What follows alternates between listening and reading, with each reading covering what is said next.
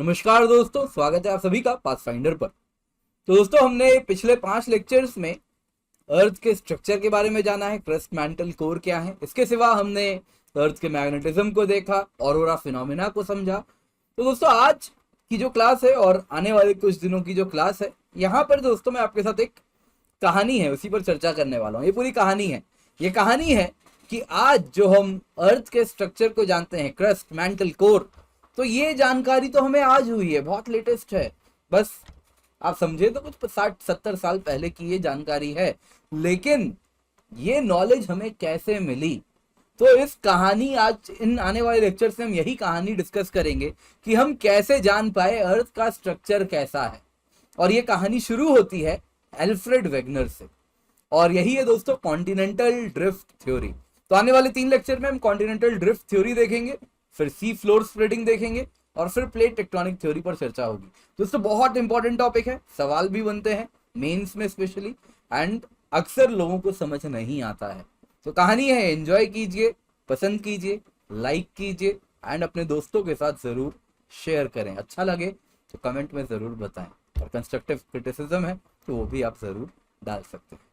तो दोस्तों, मेरा नाम किंजल चौधरी है, मैं आपका स्वागत करता हूं पाथफाइंडर पर। आप मुझसे मेरे टेलीग्राम चैनल पर जुड़ सकते हैं, जहां पर लेक्चर के बाद आपको पीडीएफ अपडेट्स भी मिल जाएंगे। इसके सिवा अगर आप अनअकैडमी सब्सक्रिप्शन लेने का सोच रहे हैं तो आप KC10 कोड का इस्तेमाल कर सकते हैं, जिसके द्वारा आपको मेरे द्वारा hand holding guidance and mentorship मिलती है all subjects of GS, SA, geography, optional answer writing में, जब भी आप 1 साल या उससे अधिक की प्लस आइकनिक कॉम्बो सब्सक्रिप्शन लेते हैं। तो दोस्तों, आज हम चर्चा करने वाले हैं कॉन्टिनेंटल ड्रिफ्ट थ्योरी पर। दोस्तों, इस थ्योरी के बारे में जाने उससे पहले एक बेसिक प्रीमाइस, ये थ्योरी कहती क्या है, इसको समझ जाते हैं। तो दोस्तों, ये थ्योरी को जो देने वाले हैं वो है एल्फ्रेड वेगनर। आप तस्वीर देख सकते हैं, उनके नीचे आप देख सकते हैं, ये जर्मन मेट्रोलॉजिस्ट से, मेट्रोलॉजिस्ट यानी क्लाइमेट की जानकारी रखने वाले क्लाइमेटोलॉजिस्ट थे।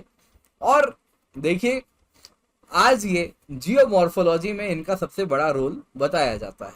हालांकि जब एल्फ्रेड वेगनर ने ये कॉन्टिनेंटल ड्रिफ्ट थ्योरी दुनिया के सामने रखी थी, तो लोगों ने इनको रिजेक्ट कर दिया था, किसी ने तवज्जो नहीं दिया था, और आधे लोग तो इनको समझते थे कि ये थोड़े मतलब उम्र के साथ इनकी थोड़ी सठियाना जिसको कहते हैं, कुछ प्रकार की बातें भी इनके बारे में कही जाती थी।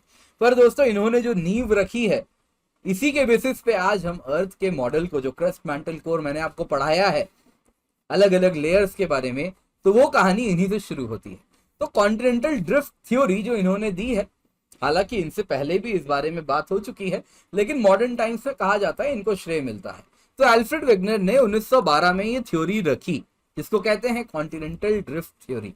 तो इसका कहना है, इस थ्योरी का कहना है कि जो कॉन्टिनेंट्स हैं, जैसे अफ्रीका है ना, जैसे आप देख सकते हैं south America, north America, Europe, ये सब फॉर दैट मैटर, इनके लिए इवन इंडियन सब कॉन्टिनेंट जो आप देखते हैं, तो ये सब के सब अगर आप देखें तो अर्थ के सरफेस में फ्लोट करते हैं। जैसा आप यहाँ पे इस फोटो में देख रहे हैं कैसे कॉन्टिनेंट्स मूव कर रहे हैं, तो इनका कहना है कि कॉन्टिनेंट जहां है वहीं नहीं रहते। जैसे आज अर्थ का जो मैप है, जो मैप में आप देखते हैं कॉन्टिनेंट्स, वैसे ही नहीं रहेंगे, ये फ्लोट करते हैं, तो ये बदलते रहेंगे।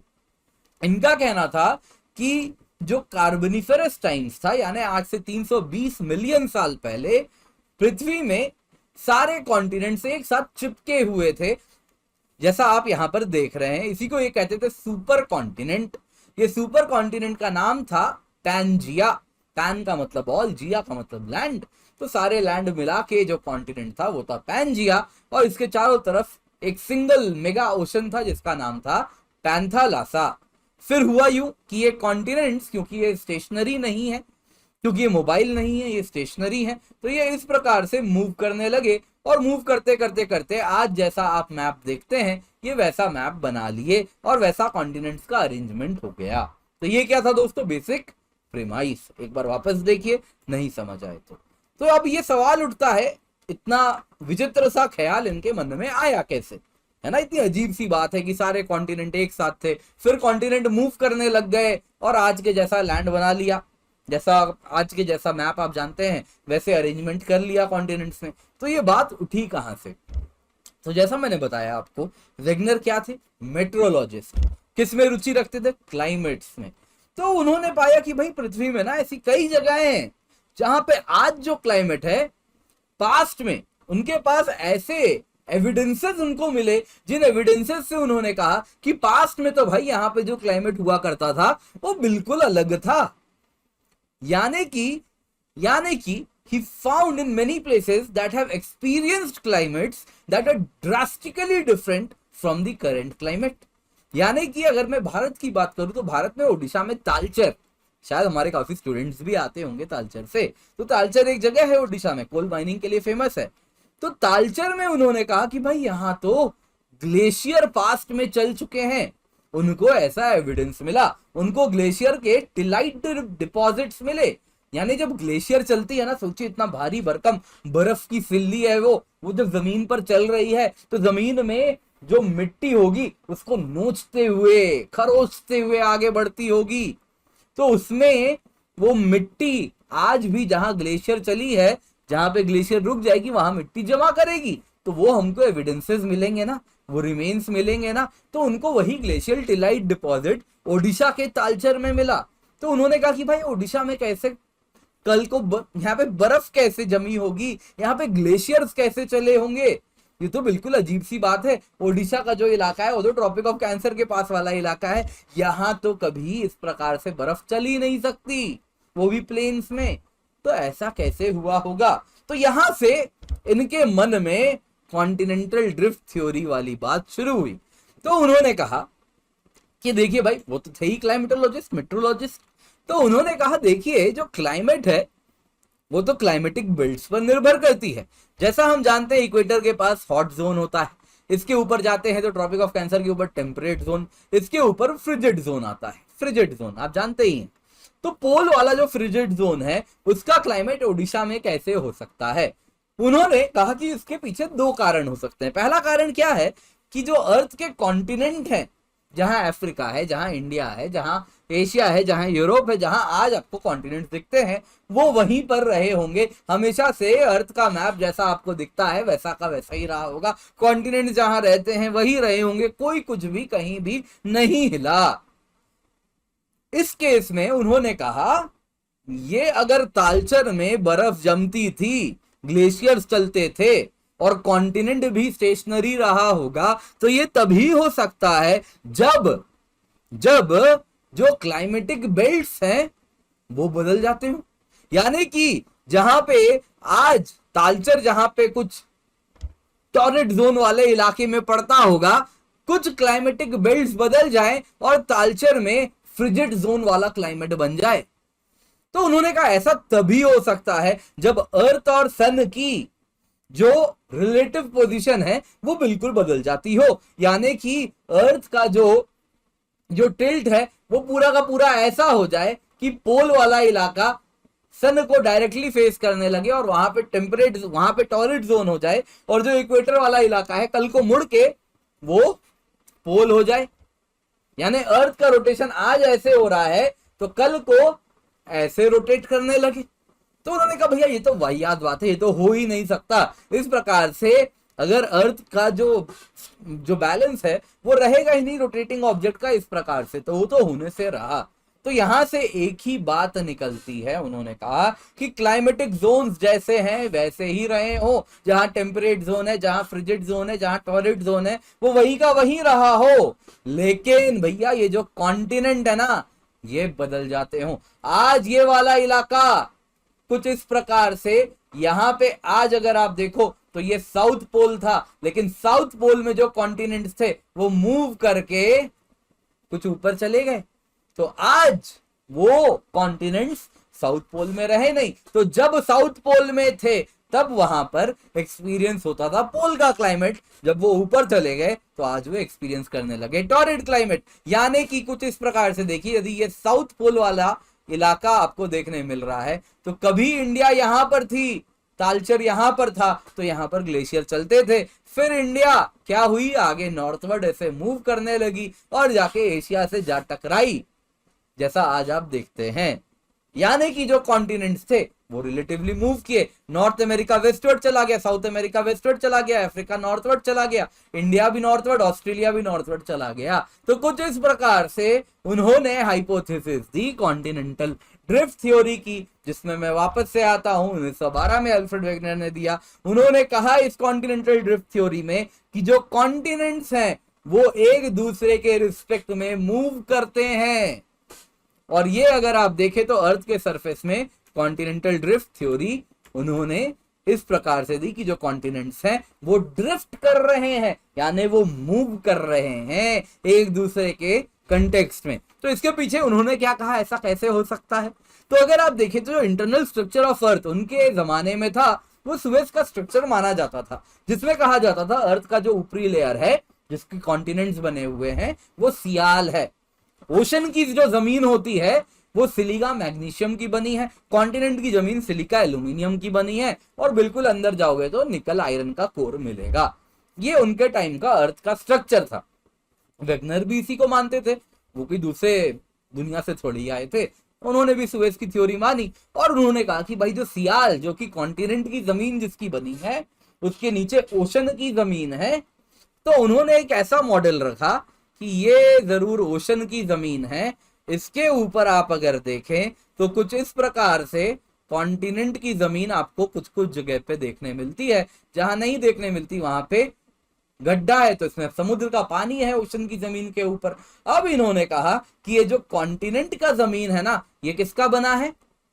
सिलिका एल्यूमिनियम का बना है। जो ओशन की जमीन है ये अगर आप देखो तो किसकी बनी है? तो ये अगर आप देखो तो सिलिका मैग्नीशियम की बनी है। तो सिलिका एल्यूमिनियम हल्का है, सिलिका मैग्नीशियम डेंस है, भारी है। तो सियाल जो कि लाइटर कॉन्टिनेंटल मासेस का बना है वो ओशन की जो जमीन है, ओशन का पानी नहीं, याद रखिएगा, ओशन की जो जमीन है जो कि सिलिका मैग्नीशियम की बनी है, उसमें सिलिका एल्यूमिनियम जो कि हल्का है वो फ्लोट करता है, क्योंकि बुयंसी होगी ना। कुछ वैसे ही जैसे ये मर्क्यूरी है, ये देख रहे हैं दोस्तों, मर्क्यूरी के ऊपर मैं यहाँ पे आयरन डिप करना चाह रहा हूं। मर्क्यूरी के ऊपर देखिए कितना भी कर लूं, क्या आयरन डिप हो रहा है? नहीं हो रहा है। क्यों? क्योंकि मर्क्यूरी डेंस है, आयरन उसके मुकाबले में कम डेंस होता है। तो कुछ भी करो वो डूबेगा ही नहीं, वो फ्लोट करता रहेगा। तो कुछ वैसे ही कॉन्टिनेंट की जमीन जो कि सिलिका एल्यूमिनियम की बनी है, वो ओशन की जमीन सिलिका मैग्नीशियम की बनी हुई है, जो उसके ऊपर फ्लोट करती है और इस प्रकार से मूव करती रहती है। क्योंकि सियाल हल्का है, साइमा डेंस है, तो सियाल उसके ऊपर फ्लोट करता है। तो इस प्रकार से उन्होंने कहा कि वेगनर ने इस प्रकार से दिया कि आज से कुछ 250 मिलियन साल पहले एक बड़ा सा सुपर कॉन्टिनेंट एग्जिस्ट किया करता था, जिसको उन्होंने कहा पैंजिया। उसके बाद 50 मिलियन साल बीते और 200 मिलियन साल पहले की बात उन्होंने कही, जब इस प्रकार से एक बड़ा सा डिवाइड देखने मिला, जो नॉर्दर्न, इस प्रकार से जो कॉन्टिनेंट से ये दो हिस्से में टूटे, एक नॉर्दर्न कॉन्टिनेंट और दूसरे सदर्न कॉन्टिनेंट। इसके बाद उन्होंने कहा 130 मिलियन ईयर्स के बाद कॉन्टिनेंट कुछ इस प्रकार से, नॉर्दर्न कॉन्टिनेंट और सदर्न कॉन्टिनेंट दोनों के कॉन्टिनेंट कुछ इस प्रकार से वेस्टवर्ड मूव करने लगे। 70 मिलियन ईयर्स एगो आप अगर देखें तो कॉन्टिनेंट आपको कुछ इस प्रकार से, आप देख रहे हैं यहाँ पे, रादर आप इस इमेज को देखिए, यहाँ पे ये देखिए, कुछ इस प्रकार से कॉन्टिनेंट्स टूटना शुरू हुए और इस प्रकार से बिखर के आज वो अपना ऐसा फाइनल शेप ले लिए। फिर से दिखाता हूं आपको, देखिए पैंजिया था, फिर टूटा, फिर जाके आप इस प्रकार का शेप ले लिया। तो ये उन्होंने कहा है, ये इसलिए हो पाया क्योंकि जो कॉन्टिनेंट की जमीन है किसकी बनी है? Silica aluminium. ओशन की जो जमीन है वो सिलिका मैग्नीशियम की बनी है, तो उसके ऊपर ये फ्लोट किए और इस प्रकार का शेप ले लिए।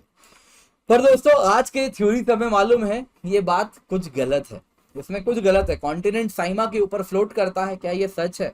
क्या कॉन्टिनेंट्स ही फ्लोट करते हैं साइमा के ऊपर? तो आप मुझे कमेंट सेक्शन में जरूर बताइएगा। पसंद आया होगा तो क्या करेंगे, लाइक कीजिएगा, मुझे मोटिवेशन मिलेगा, मैं भी और वीडियोस इसी प्रकार से बनाता रहूँ।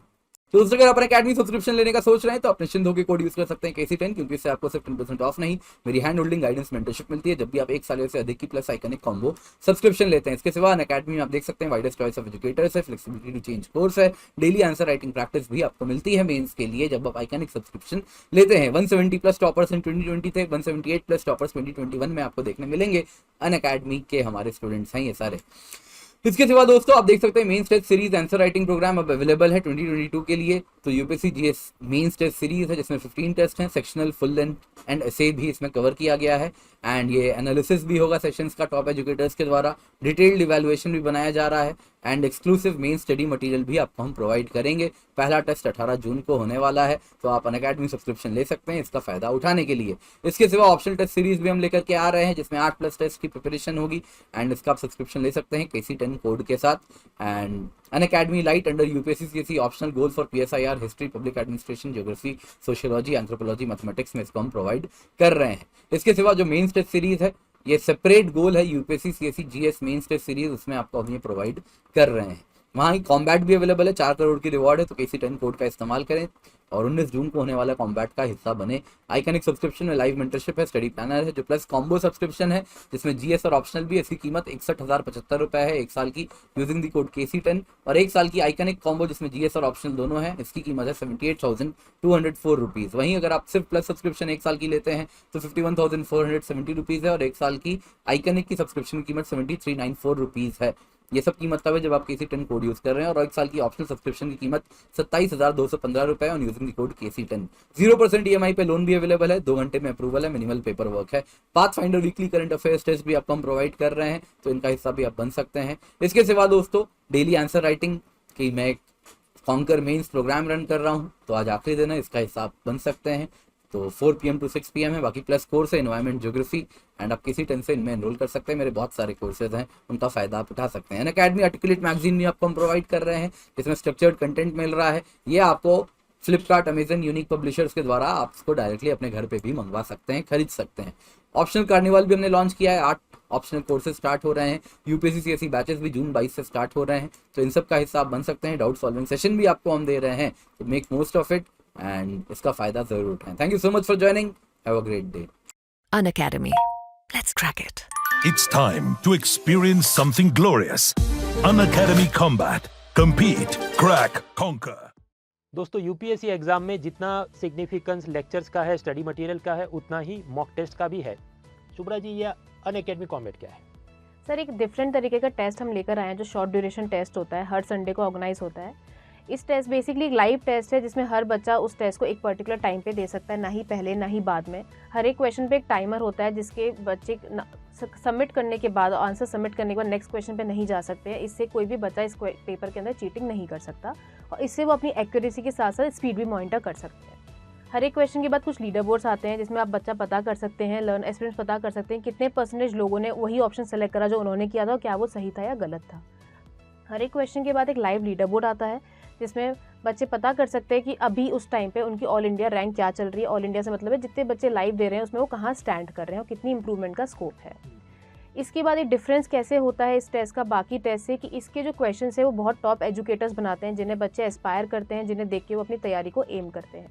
हर एक क्वेश्चन के बाद एक वीडियो सोल्यूशन हम लाइव करते हैं जिससे उसके doubts on the spot resolve हो जाते हैं और सारे वीडियो सोल्यूशन बहुत ही डिस्क्रिप्टिव तरीके से बताए जाते हैं। सिर्फ क्वेश्चन ही नहीं बल्कि हर एक ऑप्शन को एक्सप्लेन करते हैं हमारे टॉप एजुकेटर्स। अभी जैसे हमारा प्रीलिम्स का एग्जाम हुआ है लास्ट संडे ही, हमारे कॉम्बैट के 30 क्वेश्चन मेन एग्जाम से, प्रीलिम्स एग्जाम से मैच करे। जैसे कि देख सकते हैं एक NFT पे क्वेश्चन आया था, एक गुची मशरूम पे क्वेश्चन आया था, वही same question, more less same question हमारे कॉम्बैट में पूछे गए थे जनवरी और मई में। और यही नहीं, जो बच्चे रेगुलरली कॉम्बैट देते आए उन्होंने बहुत अच्छी रैंक स्कोर करी है यूपीएससी मेंस में, जो इसका भी रिजल्ट आया है। जैसे कि मैं आपको बताऊंगी, भविष्य है जिनकी AIR 29 आई है, वो रेगुलरली 6 कॉम्बैट्स देते आए हैं। दिव्या हैं जिन्होंने 16 कॉम्बैट्स दिए हैं रेगुलरली, उनकी AIR 438 आए हैं। और इनके अलावा ऐसे और 18 बच्चे हैं जो रेगुलर कॉम्बैट पार्टिसिपेंट्स हैं और उनके बहुत अच्छी स्कोर उनका आया है।